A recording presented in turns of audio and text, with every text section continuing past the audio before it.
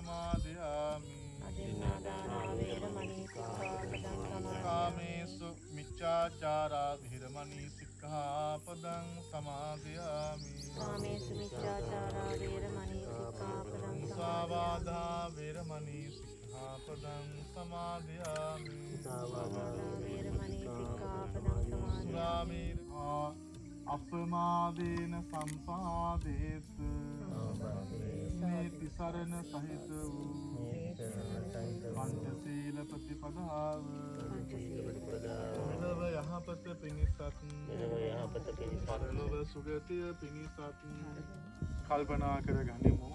තාමත්ම ශ්‍රද්ධා ගෞරවයෙන් යුක්ත ධර්මානුකූලව සකස් කරගත්ත අටපැනින් බුද්ධ පූජාවන් සකස් කරගෙන එහි නොදුල් භාගය ක්‍රිස්තුපූර්ව 3 වන දිවන සියවස්ව ශාසනීය සර්වජ කේතදාසුන් වහන්සේ සම් ශාසන විරාජමාන වැඩ සිටිය කාලයක් දෙක විනාශ වෙමින් නැවතත් බුදුන් වහන්සේගේ පුණ්‍ය බල ශක්තිය නැවතත් කරමින් නැවත සංරක්ෂණය වන අවුඩාගල මහසෑය අභියසිකාම ශ්‍රද්ධාවෙන් මේ සුවඳ ධූපයන් සහිත සියලු පූජාවන් පූජාසනයට පත් කරා සත්වරණ රත්නමාලාව නිවිත කරගෙන සෑයේ ජයකොන්තේහි දජ නැන්වීමත් සිදු කරා. මේ පින්කම් වල ආනිසංස ධර්මතාවද පුබ්බේ සන්නිවාසයෙන් පෙර එකට මේ ස්ථානවල වන්දන පුදුම් කරපු මේවා ගොඩනගපු පුරුද්දට තමයි නැවත නැවතත් ඒ වෙනුවෙන් කාලය කැප කරමින් යන්නට හිත හැදෙන්නේ. මළුවින්නම් තමයි මිනිසුන් ප්‍රදක්ෂිනා කරමින් සීල අධිෂ්ඨාන කරන්නේ.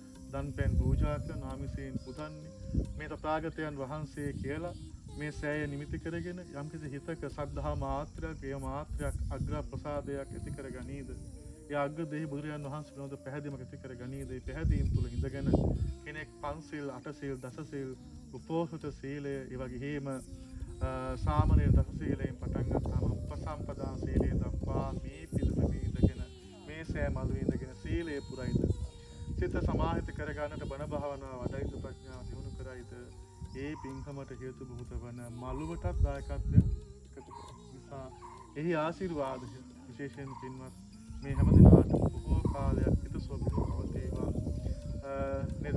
මේ මළුව දැන් ටිකක් ඇවිදින්න හරි අපහසුයි. හැබැයි නිවැරදිව කරගත්තාම පහසුවෙන් ඇවිදෙමින් පහසුවෙන් වැඩහිඳිමින් ළඟ බැඳගෙන කෙනෙකුට ආධ්‍යාත්මික ගවේෂණයේ විමුක්ති මාර්ගයට ගමන් කරන පහසුවක් ලැබෙනවා. ඒ වගේ ඔබ අපේ ජීවිතවල දැන හෝ නොදැන සිදුවෙච්ච අවේද පාප කර්ම හෝ අකුසල ධර්මතා නිසා තෘෂ්ණා දාසත් නිසා ජීවිතය හරීම රාළුයි නේද?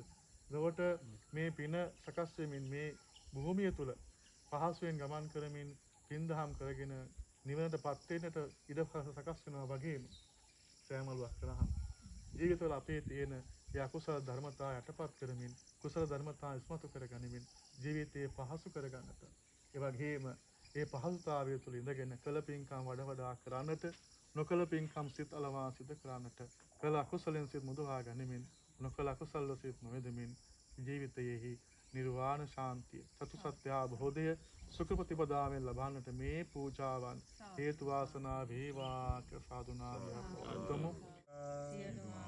ප්‍රතිපත්ති පූජා ඉවසාවදාරණ සේක්වා ගන්ධ තේලප්පදිප්තේන දීපේන තම ධංසේන තිලෝක දීපං සම්භූතං පූජයාමි තමුනුන ගන්ධ සම්භාර යුත්තේන පේනාහං සුගන්ධිනා පූජේ පූජනීයන්තං පූජා භාජන මුත්තමං සුබන් කොච්චරම ආනිසංසදායද කියලා. ඒක මේ ලබන භවයේ හෝ වේවා තවත් භව කීපකින් හෝ විපාක වෙන දෙයක් නෙවෙයි නේද? මේ මොහොතේම අපි ලබන ශාන්තමත් බව තියෙනවා. ඒතකොට මේ මොහොතේම අපි ලබන ආශිර්වාදයක් තියෙනවා. ශ්‍රද්ධාවෙන් යුක්තව බොහෝ දුරකතර ගෙවාගෙන උතුම් මහා සෑය අම්මෝසද සමන්නත්ති ඒතම් පිබත වික්කවේ ධර්මයේ හා සමාන වෙන ඖෂධයක් නැහැ. එය පිබත පානය කරන්න කියලා බුදුහාම දේශනා කළා. ධර්මයට ඖෂධය පානය කරන්න ප්‍රගුණ කරන්න වඩන්න කියලා බුදුහාම අපිට දේශනා කළා.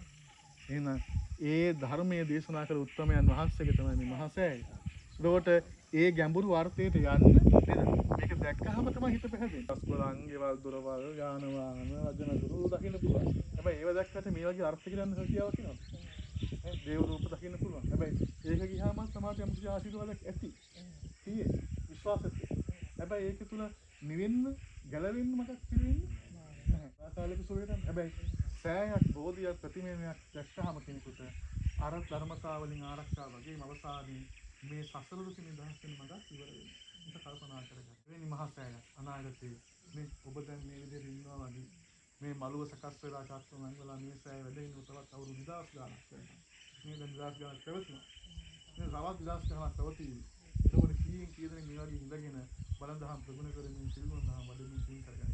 ඒ කුසලයේ ආශිර්වාද මේ සෑය මළුවට සුදායකත්වයෙන් අද දවසේ කළ සිදු කළ මේ රජ පූජාවේ ආශිර්වාද මො නිර්වාණ ධාතුන් සැනසෙන්නට පාරමිතාවක් වේවා සාදුනාරයක්. හරි තව අවුරුදු 20ක් 30ක් නේද?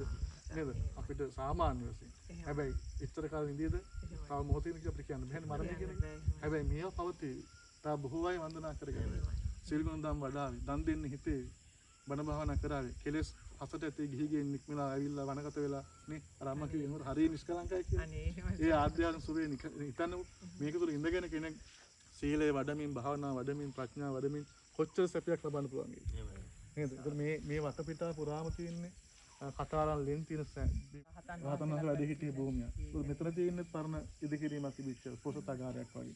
ගල්කණු තියෙන්නේ. ඒක පැතිරිච්ච රහතන් වහන්සේගේ බිමක්. ඒක නැවත ඒකට පණ දුන්නා කියලා කියන්නේ ශාසනයේද පණ දුන්නා තමයි. ඒවලට උතුම් බුද්ධ ආදී රත්නත්‍රි ආශිර්වාදේ පවතිවා. කරන කරවන සියලු කටයුතු සාර්ථක කරගනිමින් ලෞකික ජීවිතේ ප්‍රාර්ථනා ඉෂ්ට කරගනිමින් ඒවා ලෝකෝත්තර මාර්ගයට හරවන්නේ. ධනෙ තියෙන්න ඕන, බලය තියෙන්න ඕන. හැබැයි ඒවා සමහර කෙනෙක් පරිභෝජනය කරමින් අපාගත වෙනවා, සසර දික් කර ගන්නවා. හැබැයි බෞද්ධ බුදුහාම කිව්වේ හම්බ කරන සීමාවක් කියලා නේ බුදුහාම. නේ ඕනතරම් හම්බ කරන්න පුළුවන්. මේ ඕනතරම් පරිවාර වෙනවා. හැබැයි මේ දේවල් ධර්මානුකූලව සිද්ධ කරන්න ඕන. ධර්මානුකූලව ආයෝජනය කර ගන්න ඕන. එහෙම වුණොත් තමයි අපි හම්බ කරන වර්ණගෙන හැමදේම අපිට අරගෙන යන්න පුළුවන්. නිසා ඒ ආදි වශයෙන් සිදු කර මේ උතුම් පින්කමේ ආශිර්වාදය මෙලව සුළු ප්‍රාර්ථනා ඉෂ්ට සමුද්ද කර ගන්නට පරලොව සුගති උදාපත් කර ගන්නට කළ පින්කම් වඩ වඩා කරමින් නොකළ පින්කම් සිත අලමාසිත කර ගන්නමින් කළ අකුසලෙන් සිත මුදවා ගනිමින් නොකළ කුසලිත නොයදමින් සතර වීර්ය වඩමින් මේ ගොරබිරම් වූ සසනතමදී ප්‍රියංකර වූ නිවන් දාතයෙන් සැනසෙන්නට මේ කළ මහා පින්කමේ ආශිර්වාදය පාරමිතාවක්ම වේවා සාදුනා. මෝහය ඒ වගේම ලෝතුරා භාග්‍යවත් බුදුරජාණන් වහන්සේගේ මාතෘ දිවිරාජයන් වහන්සේ සක් දෙවිඳුන් සතරවන් දෙවිදරුවන් විෂ්ණු දේවතාවුන් වහන්සේලා අතුරු ආකාශ භූමිය දේව සමූහයක් පින් ලබාගෙන තසපතරපත් වේවා. සමුද ශාසනය ආරක්ෂා කෙරෙත්වා. මේ පින්තුන් ආරක්ෂා කෙරෙත්වා. පින්තුන් කරන පින්කම් දෙක බලා අනුමෝදන් සපතරපත් වේවා. ඒ වගේම මේ අයත් සංසාර දුක් නිසා නිවන් දකීවා කියලා සාදුනා. මේ පින්කම් හේතු වෙලා සතර වසනා තුලාවටම නිර්වාණය නැමැති යමත පදයටපත් වෙන්නට තව අඩුපාඩු තිබුණොත් ඒ දේවල් පූර්ණ කර ගන්න ලක්ව සසරේ ඉන්නට වෙනවා. ඒ ඉන්න තාක් පුරාවට අපිට හැම දවයකම ප්‍රාර්ථනා කරන්නේ සත්පුරුෂව කල්යාණ මිත්‍ර අසුම ලැබේවා. සත්පුරුෂව උපදේශයක් ලැබේවා. ඒ තරණි ගල් ප්‍රවිතියට සම්බන්ධ අපි මේ කපුරික තමයි අතුළු මේ කරණිමේ මේ පේසා වන්නෝ පාදම නේද ස්වාමීන් වහන්සේ. අර අතෙන් ගාලා අතුළු අඩියක් වැඩි තියෙනවා. අනේ ඔය වෙලෙක නේද?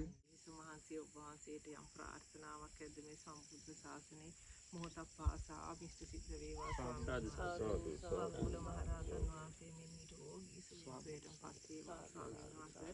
සියලු සත්පුරුෂයන් ඔබ වහන්සේලාට මේ මහා සෑය ගොඩනගන්නට සම්බුද්ධ ශාසනය පූජා කරන්නට උපකාර ලැබේවා. මල්ලිපඩ ඉන්නේ හැටි අපිට අවසරයි. හොඳයි. මට කුණ්ඩිය මාරුවක් නැහැ.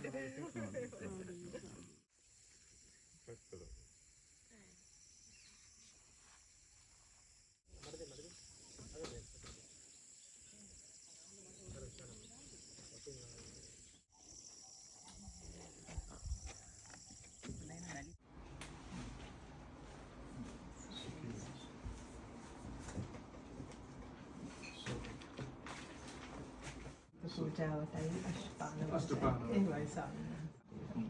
සුඛී සුඛී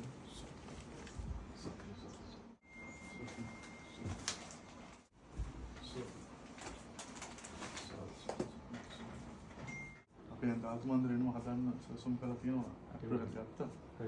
සෑහෙන ටික අවසන් වෙනවා. කෙනෙක් පුරාවස්තුත් හම්බෙච්ච දේවනේ. ඒවත් එක්ක පොඩි වල මියුසියම් එකක් විදිහට. එහෙමයි සර්. අපේ තොරතුරු කියන්නේ කලින් මේක තමයි සම්පූර්ණ වෙගෙන යන්නේ. ඒකෝට එතෙන්ට වඩම්මන දැන්ට මෙතන වඩා හිතනවා. ධාතුන් වහන්සේලා තැන්පත් කරන එකක් සෑයේ මේ තියෙනවද? චත්‍රය පිටවලදී කරනවා. චත්‍ර දන්නේ හිතමත් එහෙමයි. අවුරුදු 5 වෙලා. එහෙමයි අවුරුදු සර්. 5 වෙලා වෙසක් කාලයන් වල එහෙමයි. හතරස් කොටුවක් වගේ හතරස් කොටුවක් ඒවා සර්?